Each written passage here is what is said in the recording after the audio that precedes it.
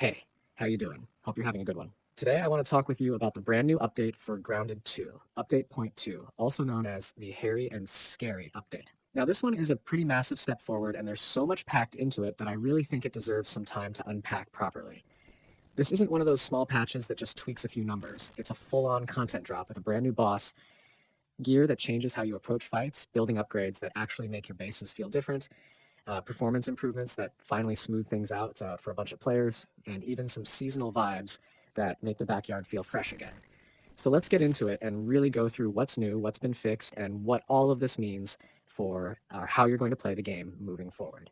First off, the star of the show, AXL, the colossal tarantula. The devs weren't kidding when they said they wanted to go big with this update. And they gave us one of the most intimidating raid-style bosses we've seen yet. Axel isn't just a simple, oversized spider. It's designed to feel like a multi-phase challenge that forces you to rethink your loadouts, your stamina management, and how you position yourself in fights. The design is meant to reward preparation and strategy, not just brute force.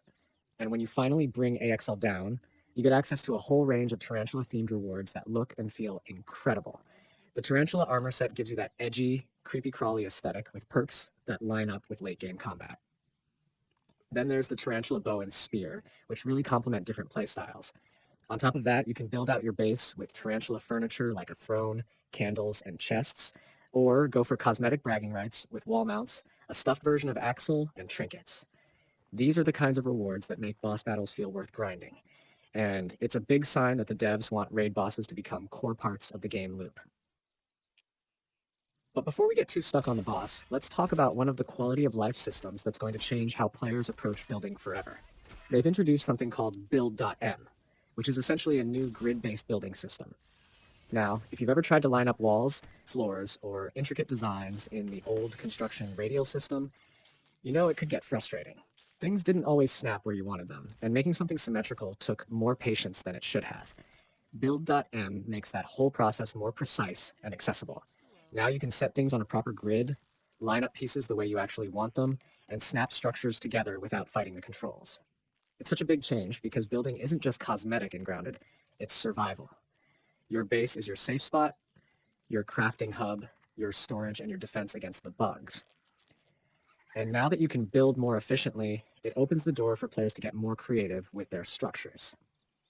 While we're on the subject of systems, let's talk about the buggy and the hotpouch. The buggy was already a game changer in terms of exploration and resource hauling, but they've now tied it in more tightly with the hotpouch system. For anyone who doesn't know, the hotpouch is basically your quick access bar for items, but in the past, it always felt kind of segmented away from your actual inventory flow. This update integrates it more cleanly. You can now manage and swap items more effectively while driving the buggy, which means you're not constantly jumping in and out of menus just to make small changes. The hot pouch itself has become a permanent fixture in your inventory screen, which is just a small touch, but it makes a massive difference in terms of usability. This might not sound flashy on paper, but when you're out there in the thick of combat or moving supplies across the yard, those little moments of convenience add up to make the whole experience smoother. Now let's move into some of the new gear. Aside from the tarantula set, one of the real standouts this update is the Praying Mantis armor. It's got this really eerie Plague Doctor vibe to it, complete with a beak mask that instantly makes you stand out from other sets.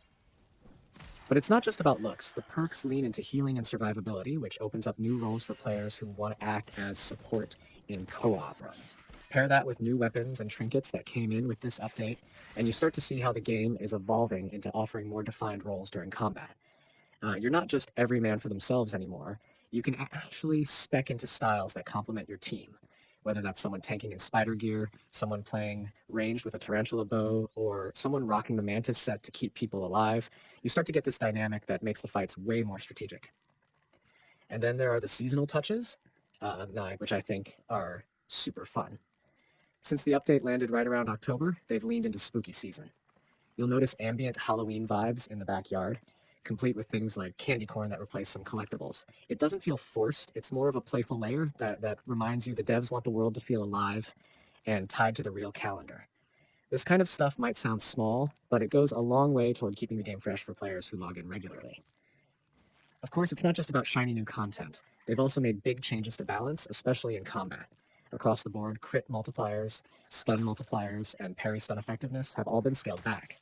The reason behind this is that the meta had tilted too far in favor of crit stacking and stun locking enemies, which made fights feel less about skill and more about leaning into one mechanic. Now, weapon-specific changes also come into play. Stuff like Weaver Daggers, Wolfsbane, Ice Sickles, Mosquito Needles, and others have had their numbers adjusted. It's the kind of balancing that can feel frustrating at first if you were leaning heavily on those builds, but the long-term result is a healthier system that rewards variety. Rogues and Assassins in particular saw some tuning, which means stealth and burst players will have to adapt a little, but not in a way that kills the playstyle entirely. Mutations also got a round of attention, and that's really interesting because mutations are such a flexible system. Being able to mix and match mutations has always been one of the coolest ways to make your character unique. The tweaks in this update aim to keep things balanced so that there isn't one mutation combo that steamrolls everything. Now, we can't forget about performance. Update 0.2 makes some significant strides in stability and graphical options. They've added more granular settings for things like view distance, anti-aliasing, post-processing, shadow resolution, and even the ability to toggle lumen on and off for those who want to squeeze every frame they can out of their rigs.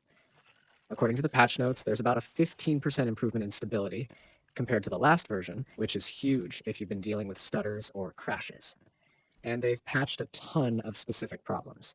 Steam Deck launch crashes are fixed, multiplayer sync problems have been improved, memory leaks have been addressed, and overall FPS should be more consistent.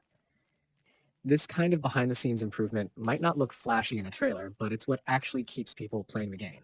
Nobody wants to lose progress because of a crash, and it's good to see the devs committing real resources to this side of the experience.